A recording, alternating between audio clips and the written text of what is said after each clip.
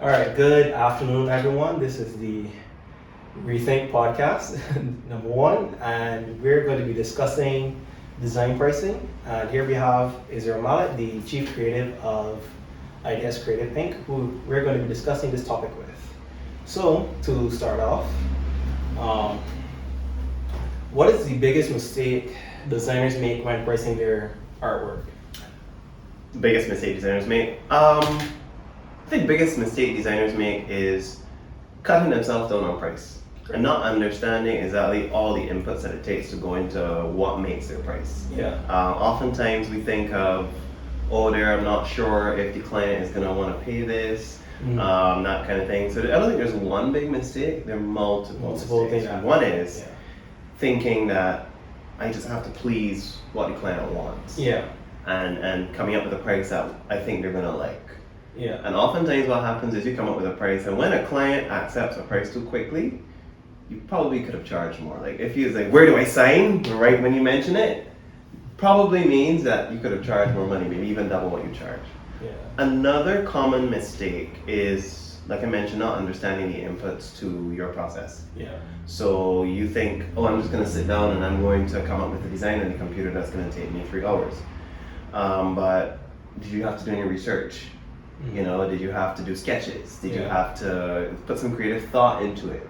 You know, did you have to look up other things? All of that goes into design. So there's a lot of, design is a hard skill, but there are a lot of soft skills that go into the to make the whole right, to make the whole thing. Like, Yeah, do you have to like sit down and meet with the client? Do you take meetings into consideration?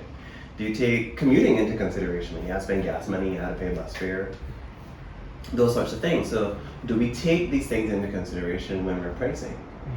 One of the other mistakes that we make when pricing is oftentimes designers may have a day job and they're doing it on the side for like their individual clients to make up some funds. So one of the things they do when they're pricing is that they think, okay, well, I can just charge $300 for this logo design, for example. Because they price based on the fact that they have an everyday standard month-to-month salary. Not realizing, not thinking, can what I am charging as an individual sustain me? So suppose your day job decides I don't need you anymore, decides to lay you off, or decides, bye, we don't need all the extra resources, especially in the times that we're in. How can your pricing that you use for your individual freelance services support you as an individual? Yeah. Did you put any mechanics into that pricing? Yeah, to make up the cost of, like, say, does your design make up the same amount of earning that your day job would have made? Exactly. Yeah. So how did you come up with that $300 for a logo? Is it just because I could do this? Or did you consider, like I mentioned in step one, do I have a car? Do I need to pay gas? Do I have rent that I need to pay? Do I buy groceries? Do I have a lifestyle that I need to consider? So I think one of the biggest things is that designers do not consider the fact that my life needs to be sustained by this. By your work. By my work. Yeah. So pricing your work to sustain your life. Pricing your work to look to how does it meet your client's expectations and meet your client's needs. Not meet your client's budget. How does it meet their needs? Because if it meets their needs, you can always talk. This sounds like coercion. It's not. You can always talk your client into what your pricing is. Yeah. I suspect there may be another question around that, so I don't want to get into that too much. But you can always talk your client into what your pricing is. You can always explain to them why your price is what it is, and then you can sell them on that. Yeah. I think young designers could learn a little bit more about, you have some authority to kind of set what price, set the prices for your artwork, and to think more on the proactive side, like, this is my work, this is my design, I have how should I say, I have a responsibility to keep my design prices at a certain level. I think to that point though, I think what young designers could also think of is, this is my process. Yeah. Not this is my work, this is my design, but this is my process. And when you start thinking of process-driven pricing, then you realize that you may be undercutting yourself with your work. When you think of what process from beginning to end, from end to end, do I need to undergo to get this design from start to finish? Right. You know, how many meetings do I need to have? You know, how many drafts do I need to do? You know, how many phases is it going to go through? How many rounds of revisions? It's like you're pricing the whole process, not just the yeah, not just the end product. Yeah, because when you say like, and then explaining that to the client in your first meeting actually helps them to understand your price. So think of it this way: when you tell your client, okay, they come to you, you have initial pleasantries, etc. You find out who they are, what they're doing, and then you go to the point where you say, okay, well, this is my process. What ends up happening is people don't say that. So I'm going to go through the traditional and then what probably should happen. Interesting, I just had this conversation with someone on the phone. But the traditionally, this is what happens. I go to the client and it's like, hey, okay, fine, how are you doing? This is your business. This is what you do. Okay, and then the client asks, oh, how much will it cost? And then this is where we as designers kind of stumble. We kind of fumble like, okay, so my cost is going to be XYZ. And then the client bristles and responds like, oh, so much? You can't do it better, or that's kind of high, or we in our heads give a price we think the client would like. What probably should happen is, so what's your price when the client asks it? So what would it cost? So the process we go through is this. We first, we go through this process with you where we take you through a series of steps to get to. So design is actually the last step. We actually go through a series of activities and a series of functions to get you here. This is our process. We go through step A, step B, step C, because we understand through past experience that this process is what yields results. Right. So we go through this process. And then at the end of it, you tell the client, maybe a range. So if I was to get back to you with a price between X and Y, how would that sound to you? The client is more amenable to that when you've gone through the process, when they realize it's not just about pushing pixels around, it's about taking me through a guided process, and then they realize, whoa, this is more than just coming up with 3 options at the end of the day. And then they're like, okay, well, some might think it's still high, but you kind of get them when you say, if I take you through a range that's X and Y, how would that feel to you? Would you be comfortable with that? So when you get back your proposal to them, it's not a sticker shock. You've told them what the range of pricing will be, and then the client will so when you get back to them with a number that fits between there, you've already primed them through stating a range and stating your process, and then they understand this is what it could cost. Right, yeah. It's kind of pricing when you take people through a process, it's kind of pricing the value of the design. Correct. Right, rather than just the end product, as you always put it. Right. To go back to your first point, you said designers undercut themselves, right? Mm-hmm. Right, and I think I think that is like one part of it is designers undervaluing or undercutting their own design, but I think also on the other end is also the competition. You're trying to beat the competition's prices. So on that end, how do you think cheap design prices affects the industry as a whole? There are several schools of thought on this, and I'll mention a couple, but cheap design prices can affect the industry in that designers feel pressured to lower their prices to compete with others who have lower prices. I believe competition should be on quality and relationship that you can build with a client rather than on price. So I'm not going to compete with the person who wants to charge $50 for a logo. Or $500 for a logo. Right. You have your market, power to you. Right. Because the market of person who's going to pay $50 for a logo is not the market of person that I want. Right, yeah. Chances are, oftentimes, the people who will pay $50 for a logo are the ones who are going to be most stressed, they're going to want the most changes, and they don't value the work enough. Right. That then, you're putting in a lot of work, and then they're not responding to it in the way that you would want. So then you end up getting frustrated. You realize, I'm doing all this work and this person valuing it, etc., etc. For what's the payback? What's the payday? You burned through that $50 in the first. You burned through that $50 in like the first maybe 10 minutes of your phone call with the client. So there's no value in it for you. If you decide that that's your model, that works for you. Just know that you're going to get $50 clients. I remember there's a story. I heard this from someone else, so it's not my original story. Not my original story. Okay. I heard this from someone else where they were saying that there was a barber in the neighborhood. He charged $20 Right. for haircuts. Someone came in the neighborhood and they said they charged $10 for haircuts. Set up shop right across from him. I charged $10 for haircuts. And people come in the shop and be like, oh, what you can do? You can lower your rates. You can lower. He said no. He charged $30.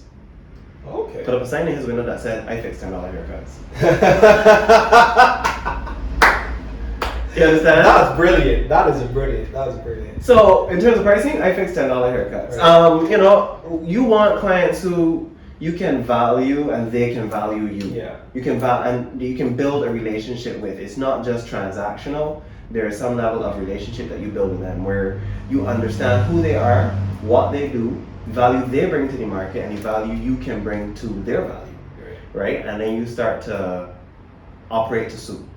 And a relationship is built, you add value to them, and then that is an important aspect of pricing as well. So, Yeah. So we've been talking about value in terms of design, like how we should look at the value of a certain artwork and evaluate the value it should bring to the client. So on that end, it's like, say for young creatives out there, how in practical terms should we price design? Like, is there a formula? Is there a metric that we can use? Yeah, so in terms of pricing, I never tell people what to price, but how to price. Right. And I hinted at it earlier. You have to know what your break-even point is. The break-even point is simply at what point do I become profitable? Yeah. Right? So look at your life. Look at your inputs and look at what do you want to do with your life? Yeah. Your inputs and your outputs. Again, do I have a car? Do I have gas in my car? Do I have an apartment? Do I rent? Do I have a mortgage to pay? Do I have a family to support? Young designers should never price their work as if they will be living at home with their parents until they're 50. Yeah. Right? Your parents probably don't want you living at home till you're 50. It's not a very sustainable way of it's pricing. not. Exactly. It's not sustainable. So I always advocate for learning how to price. Right. What are the inputs in your life?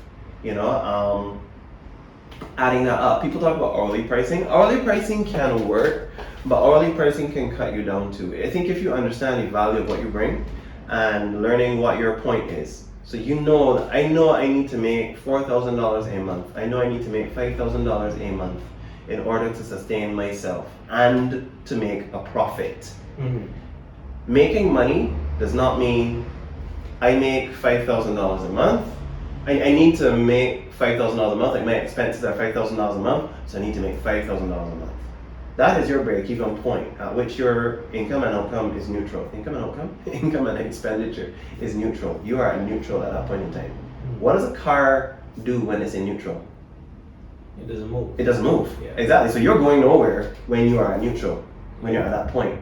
So when you know that you need to make $5,000 to meet your expenses, you should be making $10,000, $15,000 in a month.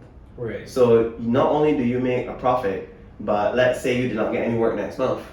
You have next month covered. Sustaining. Yeah, you have runway. And again, the concept of runway is nothing that I came up with.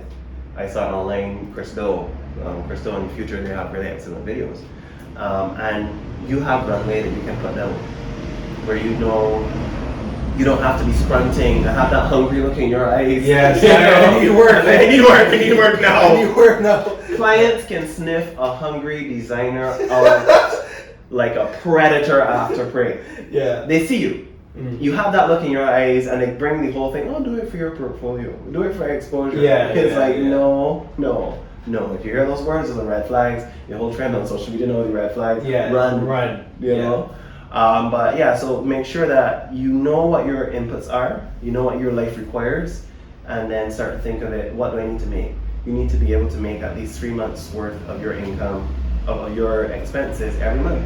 Right. So if your expenses are $5,000, you should be making $15,000 a month.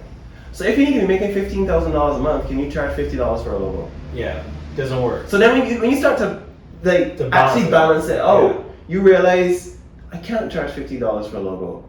Can't charge $500 for a logo. How many $500 logos you need to make $15,000? I'm not doing math. Yeah, yeah, yeah. Of course, I say I'm not doing math. My brain is like 30, 300, Yeah, maybe somewhere. somewhere around there. We edit that out. But yeah, you know. So so then you start to think about what you need to do every month to make a living, Yeah. and not just to make a living, but to thrive. That's what I think a lot of people misunderstand. They don't look at the aspect that I need to thrive. I need to not be scrunching from job to job. I need to be able to build in downtime, time for my mental health as well. That's a very critical thing. As creatives, we do not consider our mental health very much. Yeah. We burn the candle at both ends. Yeah, so work. And because we enjoy the work, we think that, it's not a problem, but it is a problem. There was a point in time where at IDS, it was like, we're working like 9 o'clock in the morning and somebody's leaving office at 9 p.m. Yeah. I was like, no. Yeah. Because one day runs into the next and Yeah. you lose that buffer of downtime between days. And what happens is your creativity starts to suffer when you do not have that break. If you keep going all the time, you're going to crash. Mhm. So I instituted a policy where, competitors may think it's a problem, but I instituted a policy where at the end of every day, go home. Yeah. Do not take home work. You get your evenings, you get your weekends. Now, obviously, there may be times where you have a push on a project, and those become exceptions to the rule. But the rule should never be, I'm burning the candle at both ends all the time, every day, because I just want to maximize the hours. And by understanding what you need to make each month, and by pricing your work accordingly, then, you can then properly have your downtime, schedule your time properly. Yeah. Yeah. Right. So, like, I would say to put it in layman's terms, it's kind of just taking your expenses, as you said, taking your expenses and multiplying that by 3. Yeah. Okay. Yeah. Taking your expenses, multiplying that by 3, and that is a good way to kind of gauge how much you need to make. It's a good gauge, yeah. Yeah. Because people do that with products. Like when I'm making a widget, Mm-hmm. it takes $30 to make this widget. I'm going to sell it for $90. Right. Because the first $30 that you make puts back in the investment that you put in to make this widget. Yeah. The next $30 makes the second iteration of this Yeah. widget, and then the next $30 is your profit. Yeah. So you can use a mechanism like that and kind of get away with it. So, okay, so it's interesting that you bring up expenses as a means of figuring out how much you should earn. Mm-hmm. So let's take this to a different angle. Say freelancers versus agencies, right? Should their prices be different? Like for a freelancer's expenses aren't going to be the same thing as an agency. An agency usually has a team of people that they need to be paying. Like, Are you answering my question? I don't understand. I know, but I'm just illustrating the point. Yeah. You have a team of people to be paying, so there's no way an agency is going to be pricing the same thing as a freelancer, or should they? Like should there be an industry standard for how a freelancer prices versus how an agency prices? That's an interesting question. I think you hit the nail on the head. An agency will have more overheads than an individual. So the individual has a little bit more wiggle room to change their pricing. But one of the things you have to understand too is that when you're pricing, if an agency is approaching a project and I'm approaching a project as an individual, we're both approaching the same project. The project may have the same needs. So as an individual, I have to look at it from a project-based perspective. Even though I may be doing all the photography, I may be doing all the illustration, I may be doing all of the graphic design, I may be doing all of the video editing, those are still 4 roles that project requires. Yeah. And as an individual, you should still price those 4 roles individually. Yeah. When you're pricing. So this gets into now project-based pricing. You should price those 4 roles individually. Because suppose as an individual, as a freelancer, you decide, well, oh shoot, this is becoming too much for me, I need to bring in someone. Yeah. You need to bring in someone who's a videographer at a videographer's rate, Yeah. not as a graphic designer doing video videos work. Yeah. right? So you need to price it. Say this project for a videographer is gonna video is gonna take X amount of days at a videographer's rate, which means you need to do a little bit of research. Maybe have a couple of people that you know who are videographers, reputable videographers, who can say my rate is X, and then you can say maybe X plus pricing, and you put that in a number of days in your project, and then Illustrator, you may be doing all the work, but suppose you need to bring in an illustrator. Maybe you get sick and you need an external illustrator to come in and fill in the gap for you.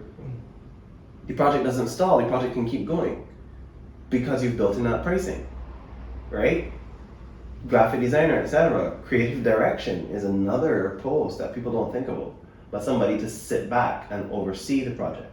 That's another, and that's usually charged a little higher than just an average designer. So when you build those things out, copywriting, like writing copy for a project. Suppose a client comes and like, hey, I need this brochure done. I have these points, but I need you to flesh out the copy for me. Do you just take that on your shoulder and move on, or do you price for that? Right. You know, do you price for research? Research is a legitimate aspect of work. Yeah, because It takes time. It influences the end product as well. Correct. That's the R word that I teach, you know, when I'm teaching at the college, like research. I put up a slide, the R word, and everybody we talking about research, people. Research the who, the what, the when, the where, the why, and the how. Answering those 6 questions is very important for your research. But you got to do that. So that's another element that needs to be priced. So you can price out all these things as if they were individual people, even though you are the only person on the project. And then there's profit. Making money is not the same thing as making a profit. And I want to make that explicitly clear. This is a lesson, a hard lesson that I had to learn. Yeah. So please, people, I'm giving you a leapfrog. This is like leapfrog education. Take a note in the video, pause it. Pause the video here, get a notebook, and take it out. This is leapfrog education, right? Not to take anything from the brand for kids. But, no, you have to make a profit. Yeah. Making money is not the same thing as making a profit. Yeah. So if you do X amount of hours, and let's say we do hours or days. Yeah. The project your rate is $400 a day, $600 a day, and you say the project will be 8 days, you $4,800. Brown, that's my price. Did you make a profit? Yeah. No, you didn't. Yeah. You need to calculate for that. You didn't make a profit. You just said my time is worth $600 a day, and I'm giving you my time. I make it back. There's no profit. Yeah. What you need to do is say, well, I'm giving you 8 hours of my day. My profit on that is 10%. Yeah. Or 20%. Right? And then so 10% of that is $480. My math would then say that it's $4,800 plus $400. Right? I am not going there. I have not eaten lunch yet. But you know, so my brain's, I'm trying to figure out, that's like 5260 something? Something like that. 5280? Yeah. Anyway, we could bring up any video or something. $5,280 is probably what it's going to work out to. Yeah. Or 400 plus 800, yeah, $5,280. That's profit. Yeah. You also need to build in contingency. You know, like if something goes wrong. If something goes wrong, you need an extra day. Yeah. Some people build contingency in by saying, if I need 8 days for Illustrator, I'm going to say 10. Yeah. And they build it in by pushing up the number of days per role in the project. That's one way of doing it. Another way of doing it is simply saying, at the end of the calculation, you just basically say, and I have a graph that we can probably put in to show this, a chart that says at the end of it, you just say contingency is 20%, profit is 10%, boom, and you calculate that out. Yeah. You know, and that way it's helpful as well. So there are a couple ways to do it. But when an individual prices like this, and an agency prices like this, what might change maybe is the per day rate for the individual, but you come closer as an individual to the agency because you are still fulfilling all of the roles that the agency will fulfill. I'm not saying that an individual will charge the same as an agency, but when you start pricing and considering the roles you need to fulfill, then it brings you closer to the realistic aspect of what the project will cost. Rather than, man, as a one man, I could do it all, so I can just charge one flat rate. Yeah. You know, so that is helpful. So can an individual charge as much as an agency? I think it all depends on what the project needs. Yeah. Not necessarily what you are. So it goes back to an idea too. if you are pricing a job, do you price the job or do you price the client? Mm. In the case where if you're doing a job for a big bakery, like in Barbados, like Purity Bakery. Yeah, or crumbs or something like that. Yeah.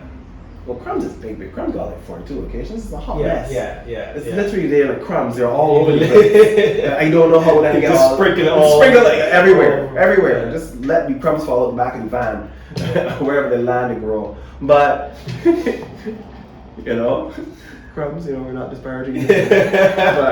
but Purity bakeries versus neighborhood bakery. Yeah. You may charge differently based on the client. Now, clients also evaluate, especially the bigger the client, they also evaluate your proposal based on the amount of money you charge.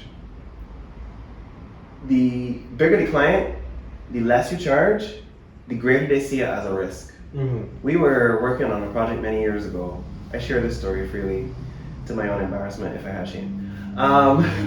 But we priced a project many, many years ago. It was for the Ministry of Tourism. And we charged $2,000. Now, at the time, much smaller, thought $2,000 is so much money. Yeah. Like dream come true. When it could have been $20,000 or $200,000. Mm. I'm pretty sure that proposal that we sent in went to file 13 because the ministry would have looked at it and said these guys aren't serious. Yeah, they do not understand the scope of the project. Yeah. How much is value? How much responsibility is riding on the success of the project? Correct. Yeah. So when you charge too low, the client will look at it and be like, "Them are ready." Yeah. They do not understand the ask here. Yeah. They do not understand what we're asking them to do, and we cannot legitimately go with this option. So the idea of coming in at the lowest number is not always the most effective route to getting the proposal. Yeah. You need to understand what it takes, and that means sometimes pricing a little more. Mm-hmm. Okay. So to go off your point, what you were saying that we should price design based on, we should price things based on the project, and then you can also price based on the client. Depending on there's one way you can look at it is like, the bigger the client, the more important the artwork, the more important the design. It's to them. It's to them, yes. And that's value-based pricing. Value-based pricing, right. But which some people might consider unethical. Some people might think, which is not. Some people might think, oh, that's just being partial. But yeah. But like to illustrate the point, like say you're a freelancer or you're a design agency, and the Olympics comes to you for a logo design. You're not gonna price that at some low rate because it's like that kind of artwork is going to be seen by the whole world. Yeah. It is the Olympics is probably one of the most important events globally. Right. So it's like that has to come with that. It comes with a risk because if you get it wrong, it's going to be a problem. Yes, the London 2012 Olympics logo was a big issue. Exactly. Right. So, price. Like your prices should be in the thousands more than they are in the hundreds, but. There's another aspect to this I wanted to look at, which is, say, on the same thing you said about pricing the client. Not every client is going to be Purity Bakery, for instance, right? Sometimes you might get neighborhood bakeries and stuff like that. So the question is like, is there a space for cheap design? Is there a space for design that is, say, for lack of a better word, undervaluing the industry? Is there a place for the $50 logo? Yeah, is there a place for the $50 logo? If you have the $50 client, then there's a space for the $50 logo. So, Christina Hunt from Creative Edge, she mentioned something really, really interesting I want to highlight here. She said,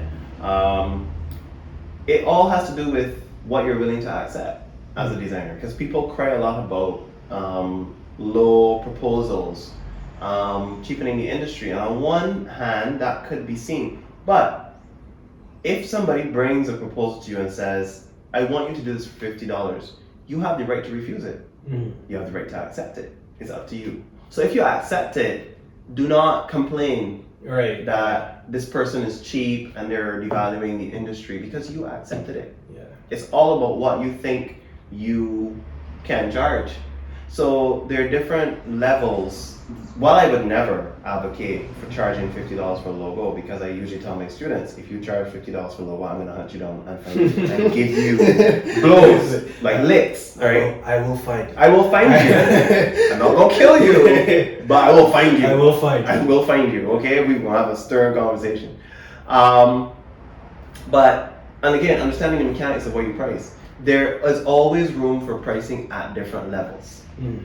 Not everyone will charge the same thing. I think it's important though for the industry to have standards where people understand at this level, there are ranges of pricing. Right. So that people because a lot of it comes when designers are not taught how to price. Yeah. Yeah. Right?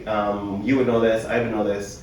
Designers are not taught how to price. Yeah. They're not taught what to price Yeah. or how to price. Yeah, you get very quickly into designing, but we're not very thorough on Pricing. the mechanics. The mechanics of Yeah. the industry, the Of mechanics of industry, pricing. Which is why I tend to advocate too for designers, if you want to start your own business, at least work a year in the industry first. Yeah. Work a year in the industry with the understanding that I want to start my own business. So your year in the industry is purposeful. It's not just about making money. It's about making connections. It's about understanding processes. It's about getting your foot in the door into as many meetings as possible, Mhm. into as many circumstances as possible that broaden your perspective Yeah. outside of design. Yeah. You know, and make you more into design consultant rather than just I'm a designer. But to your point, there is room in the industry for different levels of pricing. Mhm. And it has to all do with what are you willing to accept as a designer. Yeah. You know, yes, seeing somebody issue a proposal for like, oh, we're gonna pay you $500 to design our logo is frustrating.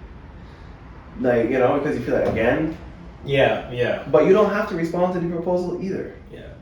Like, You know, the person who responds to the proposal is willing to accept that $500 as their remuneration. You are not, yeah. you know, and I think being able to see that is helpful to get the anger down. Yeah. And, you know, realize I don't need to respond to this proposal, even with a series of bad words. Yeah. I don't need to respond to this proposal because it's not what I want for me. You have a right to who you let in through your door. Correct. Yeah. So if you accept the proposal from the client, don't complain that they charge Mm. that they're asking you to charge Yeah. too little. Yeah. So we're coming down to the end of the podcast, and I think you can summarize pretty much the whole thing about summarize the whole podcast in specific points. Don't undervalue your design. You know, cover your expenses. Price the project and the client, and you know.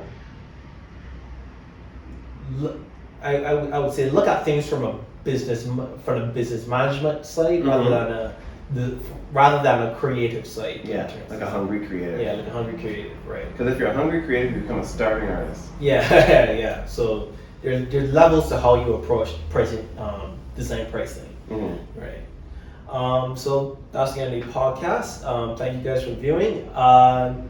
And for those who are watching, you can leave comments, asking us questions that you would like Please us go to easy on us. Yeah. It's our first. Yeah, it's the very first podcast, so we're still working out some kinks. But yes, leave some comments or questions. Sorry, some questions. Me, baby. I got with you right now. And that's how we roll. Yeah. So leave some questions in the comments that you want us to answer in the next podcast, and or even some topic discussions. Yeah. What specific design related topics would you like to hear about that are not spoken about, or not talked about in Barbados, in the Caribbean, in the region, in the diaspora, that you think would be good for us to address? Yeah. So that's all, and I'll see you guys next time. Bye. Bye.